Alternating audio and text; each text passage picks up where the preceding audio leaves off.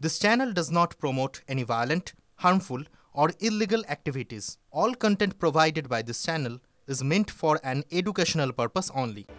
নমস্কার, টিভি9 বাংলায় আপনাদের আরও একবার স্বাগত জানাই। আমি শুভজিৎ রয়েছি আপনাদের সঙ্গে। দিলীপ ঘোষের শক্তি প্রদর্শন আজ আপনারা জানেন দিলীপ ঘোষ খড়গপুরে তিনি শহীদ শ্রদ্ধাঞ্জলি সভা করছেন, সেখানে তিনি বক্তব্য রাখছেন। এই মুহূর্তে আমরা সরাসরি শুনবো কি বলছেন দিলীপ ঘোষ। জেনে রাখুন, তাবেদার বুদ্ধিজীবী এর থেকে সাবধান থাকবেন, চাটুকার সাংবাদিক সাবধান থাকবেন, ভ্রষ্টাচারী নেতা এর থেকেও সাবধান থাকবেন। বিজেপি যারা বসে আছে কারণ আমি কোনো কমপ্লেন করতে পারবে না কেউ। লড়াই করেছি দিলীপ ঘোষ 28টা কেস আমি লোকসভায় লিখে দিয়েছিলাম, বাকি কোন কোর্টে কত কেস আছে আমি জানি না। কেউ বলতে পারবে না দিলীপ ঘোষ ঘুষ খেতে গিয়ে, কাটমানি খেতে গিয়ে কোন মহিলার হাত ধরে টেনে কেস খেয়েছে, বা কারো জমি নিয়ে নিয়েছে, কারো চাকরি খেয়ে নিয়েছে, কারো রেশনের চাল খেয়ে নিয়েছে, বলতে পারবে? বিজেপির কোন কর্মীর বিরুদ্ধে বলতে পারবে না। যারা আজকে নাটক করছে ধর্মতলায় তাদের প্রত্যেকটা দাগি, জামা কাপড় নয় আন্ডারওয়্যার পর্যন্ত দাগি হয়ে গেছে। দিদিমণির খালি কাপড়টা সাদা, বাকি পুরো শরীর কালো হয়ে গেছে। হ্যাঁ, রেনকোট পরে স্নান করেন তো জল লাগে না। কেষ্ট বিষ্টু মিষ্টু সব গেল, সবাইকে পাকে ফেলে দিয়েছেন উনি ধাক্কা মেরে। নিজে কিন্তু ঠিক আছেন আমি বলছি না।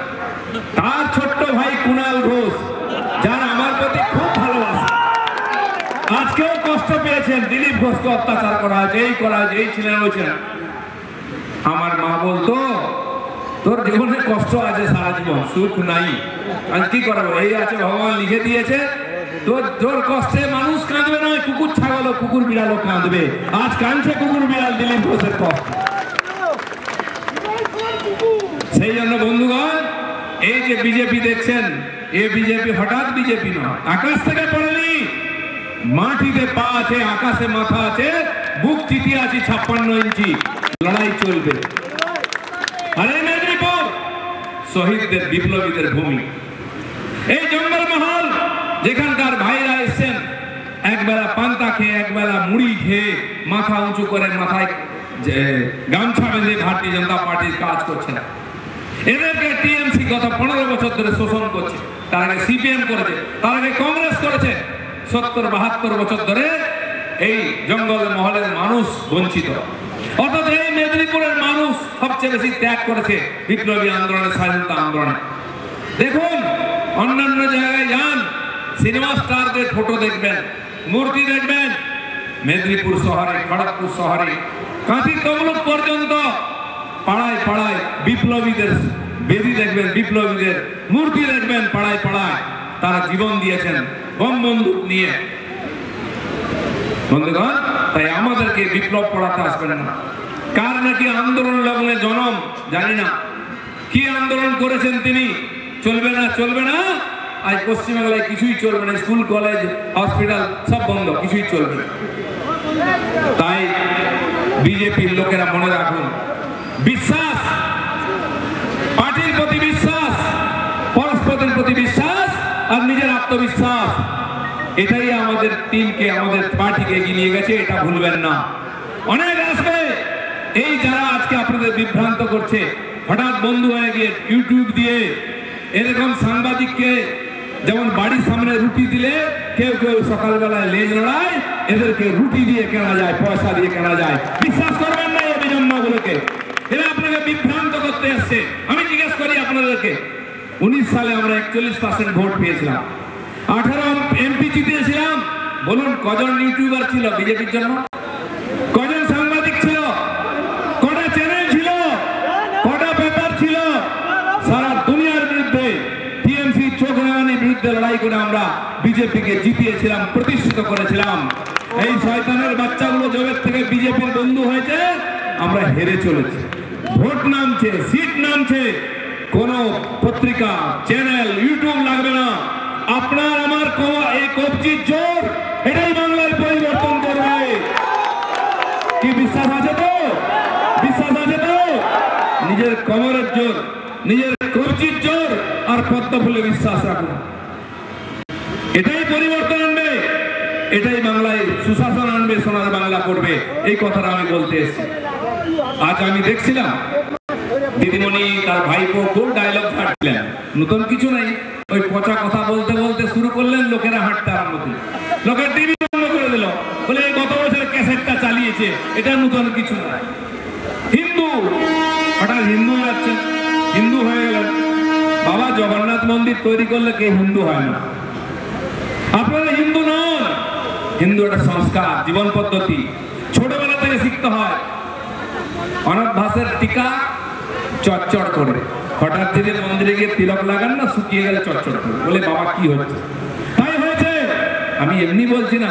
জগন্নাথ মহাপ্রভুর দেখুন, এই যে জগন্নাথ, তার হাত নাই, তার পা নাই, তিনি কোথাও যান না, হাত তুলে আশীর্বাদও করতে পারেন না। কি আছে? দুটো বড় বড় চোখ, চকানয়ন, বড় বড় চাকার মতো চোখ। উনি সব দেখেন, কে ডম মারছে, কে চুরি করছে, কে কাটমানি নিচ্ছে, কে সিন্ডিকেট চালাচ্ছে, কে চাকরির টাকা নিয়েছে, সব জানেন। তাই বড় বড় চোখ করে আমাদের একটু এগিয়ে গেলে আপনারা যেখানে নামলেন, এখানে প্রভু বসে আছেন, জগন্নাথ মহাপ্রভু, সব দেখছেন। তাই দিদিমণি যখন জগন্নাথ মন্দির উদ্বোধন করতে গেলেন, তাকে বলা হয় নারকেল ভাঙুন। পন্ডিতজি নারকেল নিলেন, কোন নারকেল ভাঙেননি। কেমন নারকেল ভাঙছে? যেন পেটো মারছে। পেটো মারতে দেখেছেন কিনা পাড়ার মস্তানদের?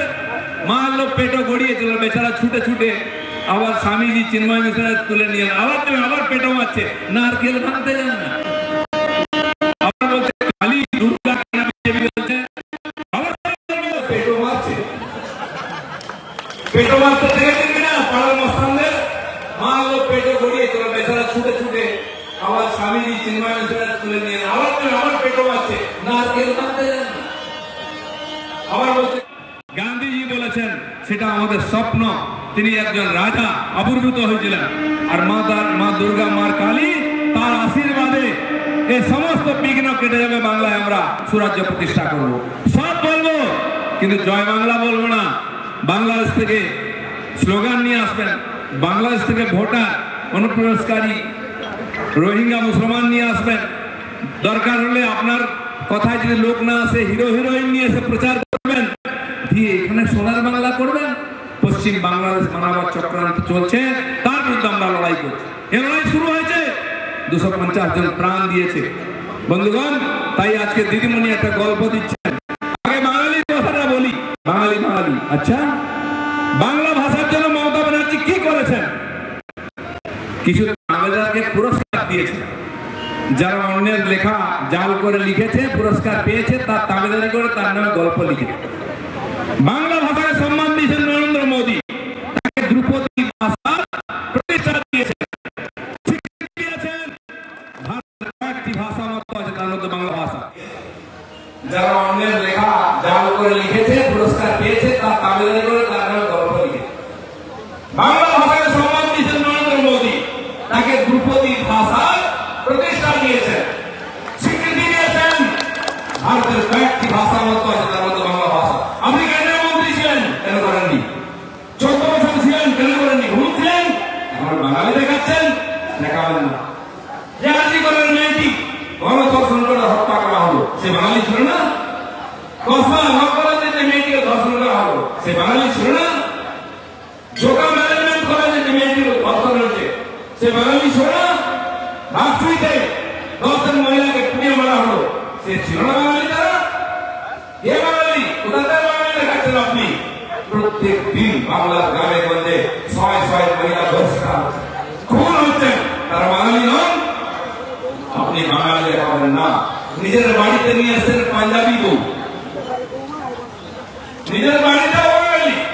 আরো মজার ব্যাপার, উনার লোকেরাও বাংলা বলে না, তাই আর্ধেক ভাষণ হিন্দিতে দিয়েছেন, শুনেছেন?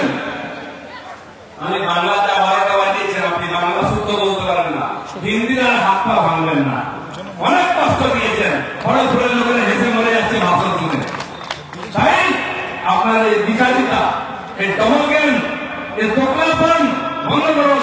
এইসব বলে বাঙালিকে আর বেশি আর বোকা বানাবেন না। এই বন্ধুগণ, উনি একটা নতুন ঠান্ডা শুরু করেছেন, বাংলাদেশি আর বাঙালি। বাংলা বললে কি আমরা বিদেশি? বাংলা বললে বিদেশি নয়, বাঙালি আর বাংলাদেশি, এই দুটোকে মমতা ব্যানার্জি বাঙালি বলে বাংলাদেশিকে বাঁচাতে পারবেন না। রোহিঙ্গা পুরস্কারকে ঢুকিয়ে মুর্শিদাবাদকে নদিয়া দিয়ে তাদের আধার কার্ড ভোটার কার্ড বানিয়ে দিচ্ছে, তাদেরকে আই কার্ড বানিয়ে দিয়ে ভোটার করে দিচ্ছেন। তারা সারা দেশে ছড়িয়ে গেছে। সিনিয়র আল কায়দা জামাতের সদস্য হয়ে তারা ওখানে উগ্রপন্থী ক্রিয়াকলাপ করছে, এন্টি সোশ্যাল কাজ করছে। আজকে রাজ্যে রাজ্যে যে গুন্ডারাজ চলছে কার উপায়ে?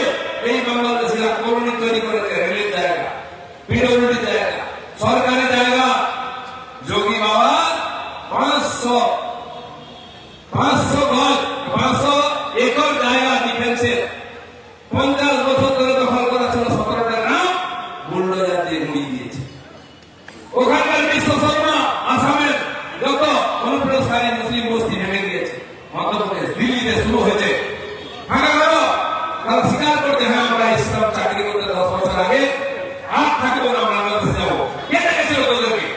গুন্ডারাজ যাবে উপর দিকে। তাই এখন পালাতে আছে। মমতা ব্যানার্জি বাঙালির জন্য করছেন না, বাংলাদেশিদের জন্য করছেন। পরিষ্কার শুনে রাখুন মমতা ব্যানার্জি, একটা বাংলাদেশিকে আচরের তলায় লুকিয়ে রাখতে দেবো না। গোড়া ধাক্কা নিয়ে বাদ করবো।